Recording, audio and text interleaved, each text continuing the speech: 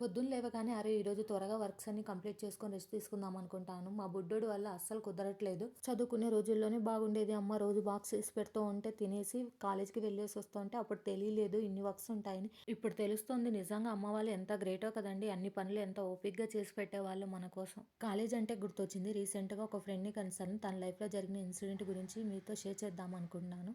వీడియోని స్కిప్ చేయకుండా లాస్ట్ వరకు చూడండి. బీటెక్ సెకండ్ ఇయర్ నుంచి స్టార్ట్ అయింది వాళ్ళ లవ్ స్టోరీ. అమ్మాయిదేమో అబ్బాయి కన్నా కూడా హై క్యాస్ట్. మేము చాలాసార్లు చెప్పి చూసాము అమ్మాయి ఇంట్లో ఒప్పుకోరని.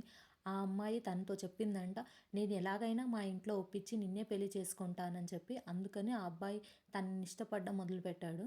వాళ్ళిద్దరి గురించి క్లాస్ అంతా తెలుసు. అయినా వాళ్ళిద్దరు ఒకరితో ఒకరు ఎక్కువ మాట్లాడుకునే వాళ్ళు కాదు. బయట కూడా ఎక్కువ కలిసేవాళ్ళు కాదు. ఎవరైనా చూస్తే ప్రాబ్లమ్ అవుతుందేమో అని చెప్పేసి. అలా 3 ఇయర్స్ వాళ్ళ లవ్ స్టోరీ సాఫీగా సాగిపోయింది.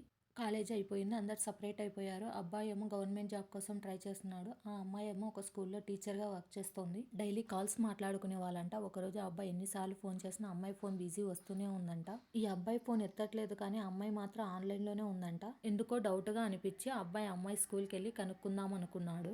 తర్వాత ఏం జరిగిందో నెక్స్ట్ వీడియోలో చెప్తాను. ఈ వీడియో నచ్చితే లైక్ చేసి సబ్స్క్రైబ్ చేయడం మాత్రం మర్చిపోకండి. Thanks for watching. By by.